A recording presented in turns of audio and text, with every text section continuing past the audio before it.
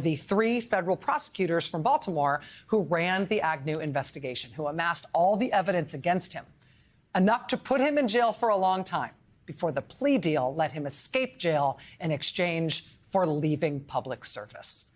Those three prosecutors are Barney Skolnik, Tim Baker, and Ron Liebman. If anyone in the whole country has ever been here before, it's these guys. Joining us now live is one of those men from the center of that story, Ron Liebman, former assistant U.S. attorney in Baltimore. Mr. Liebman, it's nice to see you. Thank you for being here tonight. Great pleasure to be here. Thank you. First, let me just ask you if I got anything wrong there. I know I didn't tell the whole story, but the parts of it that I told, did I get anything wrong or the wrong way around? No, you got it right. You got it right. It is a bedrock principle that no one is above the law. There's only one system of law for everybody. How did you guys square that with the fact that Agnew had this very valuable thing to trade effectively? He had his public office to trade to keep himself from going to jail. That is something that nobody else would have. Well, my team members, Barney Skolnik, Tim Baker, and I argued vociferously for days with the Attorney General and his staff about this very point. We felt strongly, very strongly, that Agnew wasn't above the law. He committed crimes. He should go to trial. He gets convicted. He gets acquitted. He gets his day in court.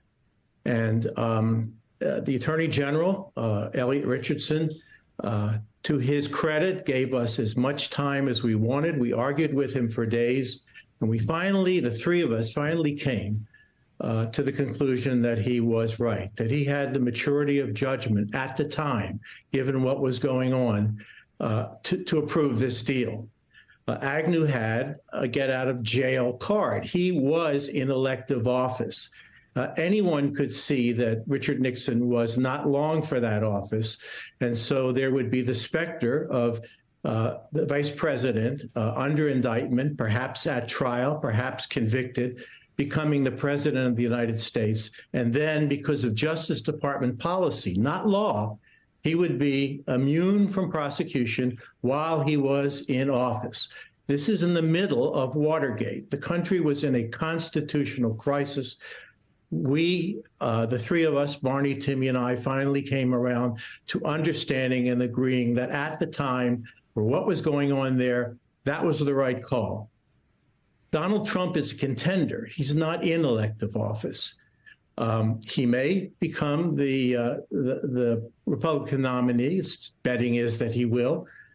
He may or may not get elected. At the time of the election, if he is the Republican nominee, even if he is elected, he could have been tried for this espionage case. He could well have other indictments pending against him.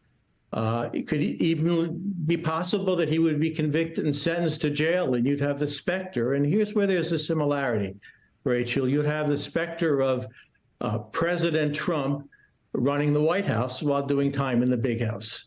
That would be terrible. However, it's not Watergate. We're not in a constitutional crisis. The fact that Trump would become president if there's a fair election and he's elected.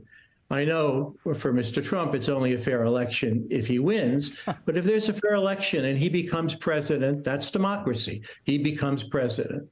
Doesn't mean he stays president.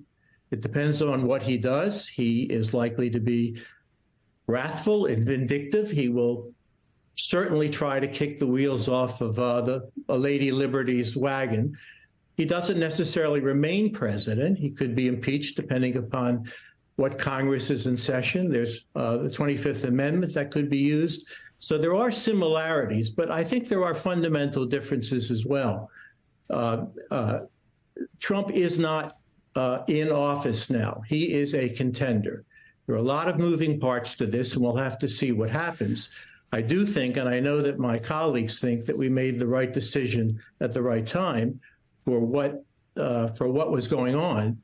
These times are a bit different, and there's a lot to play out yet. And Ron, in terms of when you say you and your colleagues believe that was the right decision at the right time, In terms of your understanding of the legacy of the Agnew decision within the Justice Department, is that viewed as having been the wise decision? I ask only because we have to think now about whether the Justice Department might be considering something along those same lines in any potential plea negotiation with former President Trump. Obviously, anything can be part of a plea negotiation.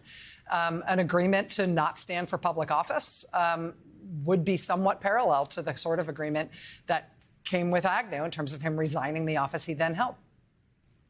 I think the Justice Department, to answer the first part of your question, felt that the plea agreement with Agnew was the right thing. In terms of a plea agreement with Donald Trump, first of all, keep in mind that, you know, he is the Roy Cohn school of behavior. So he fights everything, no matter what, no matter where, to the very end. Anyone who crosses him or he thinks crosses him, he goes after. So it's very likely that he actually will go to trial, thinking that that only enhances his chances of getting elected because of how his base will react. But if he were to, for the same kind of reasons I think that Agnew had, not want to go to jail. I mean, nobody wants to go to jail. White-collar defendants really don't want to go to jail. They don't want to do time. So if he would authorize his lawyers, let's say hypothetically, to offer an Agnew-like plea deal, wherein Trump would agree for a global settlement, which with all the cases that are pending, I don't know how that would work. But let's say he would say, tell his lawyers, I will agree not to run for office if you drop these charges against me, or I can plead nolo contendere to some jaywalking offense. I'm not sure the Justice Department would, you know, in this context, would go along with that. I hope they wouldn't, because that feeds into the rhetoric that the prosecution that the Department of Justice is bringing is a weaponization. It's an illegitimate prosecution just so that Donald Trump won't run for office again. That's a different situation than Agnew, I believe. And I don't think the Justice Department, I hope they wouldn't agree to do that. Ron Liebman, former assistant U.S. attorney for the District of Maryland, a member of the team that prosecuted Spiro Agnew, a man with a place in history. Ron, it's really good to have you here tonight. Thank you so much for talking to us about this. Thanks, Rachel. Pleasure to be here.